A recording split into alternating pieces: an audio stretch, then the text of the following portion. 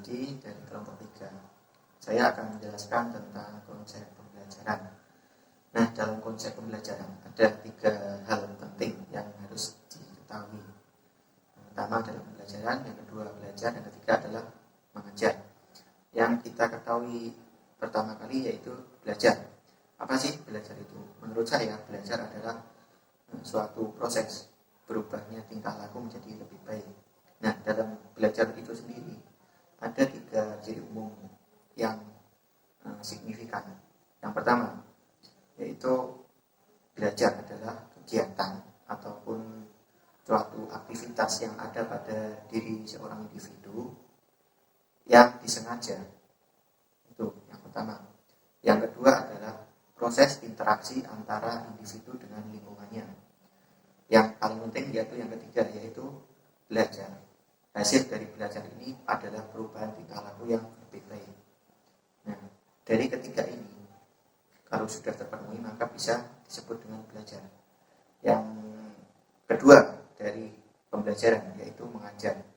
Mengajar adalah proses memberikan ataupun mentransfer ilmu, pengetahuan, knowledge ataupun pengalaman kepada orang lain.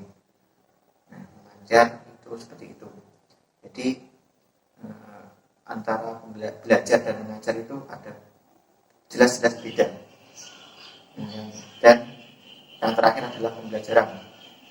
Belum lagi ke konsep pembelajaran, yaitu kita harus tahu pembelajaran itu sendiri apa. Pembelajaran itu beda dengan belajar maupun mengajar. Nah, dalam pembelajaran itu terdapat 2 hal ini, mengajar dan belajar. Dalam pembelajaran tidak hanya transfer ilmu ataupun pengalaman, ya. Yang terpenting yaitu transfer ataupun penanaman nilai-nilai moral yang disebut dengan transformation of values. Nah, dan dari penjelasan di atas tadi, penjelasan tersebut kita dapat mengetahui bahwa konsep pembelajaran adalah perpaduan antara konsep belajar dan mengajar. Ketika 2 konsep komponen ini sudah terpenuhi semua, maka bisa disebut dengan pembelajaran. Oke, sekian dari saya. Wassalamualaikum warahmatullahi wabarakatuh. Perkenalkan, nama saya Hesti Duyanti Pertiwi. Di sini saya akan menjelaskan tentang komponen dasar pembelajaran. Pembelajaran merupakan komponen utama dalam pendidikan.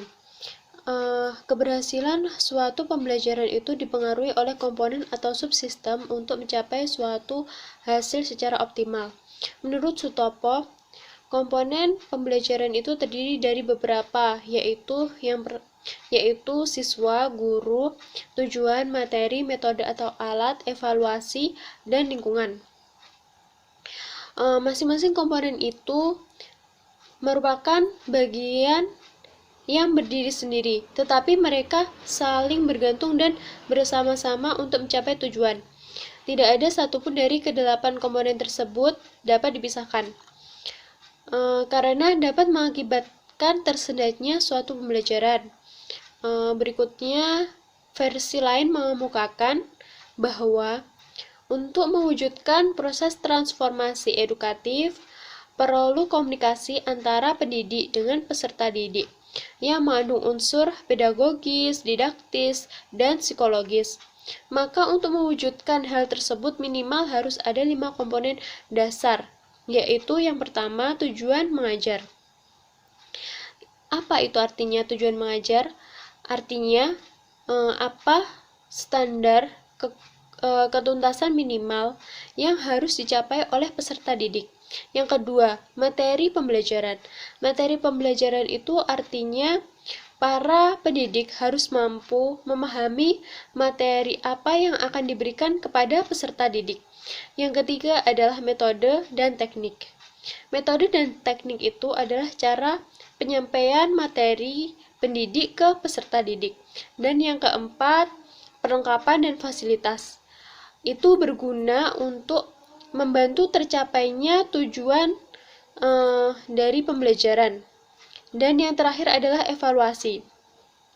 Evaluasi itu berguna untuk mengukur tercapai tidaknya suatu tujuan interaksi secara edukatif. Materi selanjutnya yaitu tujuan pembelajaran. Tujuan pembelajaran merupakan sejumlah hasil belajar yang diharapkan tercapai oleh siswa setelah melakukan aktivitas belajar yang umumnya meliputi pengetahuan, keterampilan, dan sikap-sikap yang baru. Tujuan merupakan komponen yang penting dalam pembelajaran. Semua aktivitas guru dan siswa diarahkan untuk pencapaian tujuan tersebut dan menjadi pedoman dalam mengukur tingkat keberhasilan proses pembelajaran.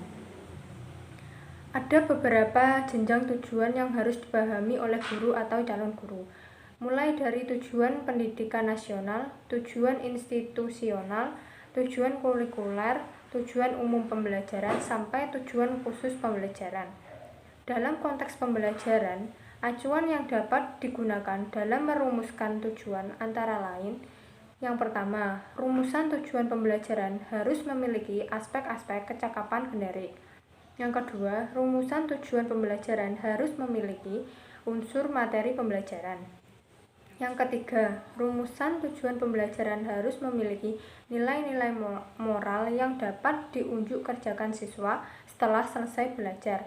Yang keempat, rumusan tujuan pembelajaran harus memiliki unsur kegiatan siswa dalam pengaplikasian kompetensi dasar dalam kehidupan sehari-hari. Yang terakhir yaitu rumusan tujuan pembelajaran harus dapat dijadikan dalam pengembangan indikator keberhasilan belajar siswa. Dengan mengacu 5 indikator perumusan tujuan pembelajaran tersebut, diharapkan tujuan pembelajaran dinyatakan dalam rumusan kemampuan dasar. Hasil belajar siswa dapat diunjuk kerjakan baik dalam bentuk unjuk kerja verbal, unjuk kerja perbuatan, dan unjuk kerja sikap yang keseluruhannya menggambarkan perpaduan antara ucapan, sikap, dan perbuatan. Selanjutnya adalah materi pembelajaran. Materi pembelajaran adalah segala bentuk bahan yang digunakan untuk membantu guru dalam melaksanakan kegiatan pembelajaran di kelas. Jenis-jenis materi pembelajaran ada 5. Yang pertama yaitu materi faktor. Materi faktor itu misalnya adalah nama-nama objek, peristiwa sejarah, nama tempat, nama orang, dan lain-lain. Selanjutnya adalah materi konsep. Materi konsep itu berupa pengertian, definisi, komponen atau bagian suatu objek.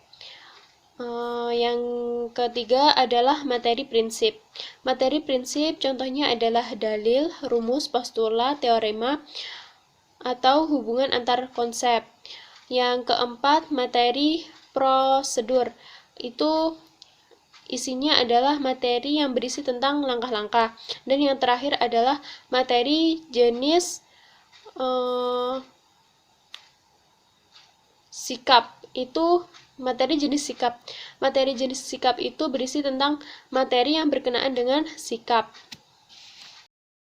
Oke, selanjutnya saya akan memaparkan tentang metode pembelajaran dan strategi pembelajaran. Metode pembelajaran adalah cara yang dilakukan guru untuk menyampaikan pesan materi kepada siswa dalam mencapai tujuan pembelajaran.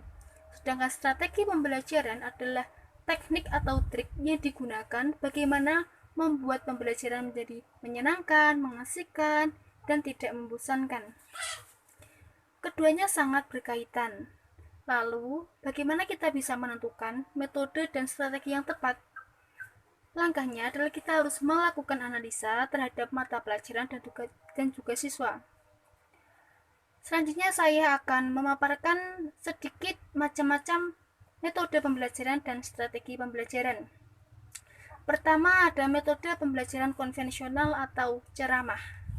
Metode pembelajaran ini merupakan metode pembelajaran dengan penyampaian materi secara lisan dari guru kepada siswa. Selanjutnya ada metode pembelajaran diskusi. Metode pembelajaran diskusi adalah metode pembelajaran yang berkaitan dengan pemecahan masalah. Di sini bisa dikatakan diskusi kelompok. Selanjutnya ada metode pembelajaran ceramah plus. Metode pembelajaran ceramah plus adalah metode pembelajaran ceramah dengan metode lainnya. Jadi, misal metode pembelajaran ceramah dengan metode percobaan. Selanjutnya yang keempat adalah metode pembelajaran resitasi. Metode pembelajaran resitasi adalah metode pembelajaran yang menekankan siswa untuk membuat resumen tentang materi yang telah disampaikan oleh guru dengan menuliskannya di kertas. Dengan begini, siswa akan lebih mengingat materi yang telah disampaikan. Selanjutnya ada metode pembelajaran percobaan. Metode pembelajaran percobaan adalah metode pembelajaran dengan pelakuan action. Di sini seperti praktikum atau percobaan lab. Selanjutnya yang keenam ada metode pembelajaran karya wisata. Metode pembelajaran karya wisata adalah metode pembelajaran yang memanfaatkan lingkungan, tempat yang bisa dijadikan pembelajaran atau sumber pembelajaran. Oke, selanjutnya macam-macam strategi pembelajaran. Pertama, strategi pembelajaran berorientasi pada aktivitas siswa. Pada strategi pembelajaran ini menjadikan siswa sebagai subjek belajar. Selanjutnya, strategi pembelajaran ekspositori. Strategi pembelajaran ekspositori adalah strategi pembelajaran yang menekankan kepada proses penyampaian materi secara verbal dari guru kepada sekelompok siswa. Selanjutnya ada strategi pembelajaran inquiry. Strategi pembelajaran inquiry adalah strategi pembelajaran yang menekankan kepada proses berpikir kritis dan analitis terhadap masalah dan menemukan jawabannya sendiri dari masalah yang dihadapi. Selanjutnya ada strategi pembelajaran berbasis masalah. Strategi pembelajaran berbasis masalah adalah strategi pembelajaran dengan kepada proses penyampaian materi yang dihadapi secara ilmiah. Selanjutnya ada strategi pembelajaran kemampuan berpikir. Strategi pembelajaran kemampuan berpikir adalah strategi pembelajaran yang menekankan kepada siswa untuk berpikir. Selanjutnya yang terakhir ada strategi pembelajaran kooperatif. Strategi pembelajaran kooperatif adalah strategi pembelajaran yang menggunakan sistem pengelompokan atau tim kecil. Perlengkapan dan fasilitas pembelajaran artinya adalah segala sesuatu yang bersifat fisik maupun material yang dapat memudahkan terselenggaranya proses pembelajaran seperti gedung, ruang kelas, meja, kursi, alat-alat, dan media pembelajaran berupa buku, perpustakaan, dan sebagainya. Alat pembelajaran dapat berupa benda yang sesungguhnya, imitasi, gambar, bagan, grafik yang dituang dalam media. Media ini dapat berupa media elektronik maupun non-elektronik atau cetak dan tiruan. Keefektifan pembelajaran sangat bergantung terhadap perlengkapan dan fasilitas pembelajaran. Penilaian evaluasi hasil pembelajaran. Evaluasi dilakukan terhadap hasil pembelajaran untuk mengukur tingkat pencapaian kompetensi siswa, serta digunakan sebagai media penyusun laporan kemajuan hasil belajar dan memperbaiki proses pembelajaran.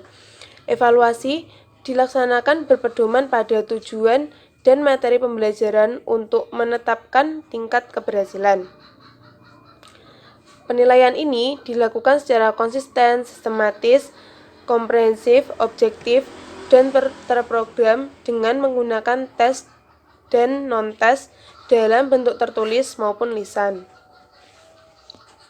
Sekian dari kelompok kami, ada kurang lebihnya mohon maaf. Wassalamualaikum warahmatullahi wabarakatuh.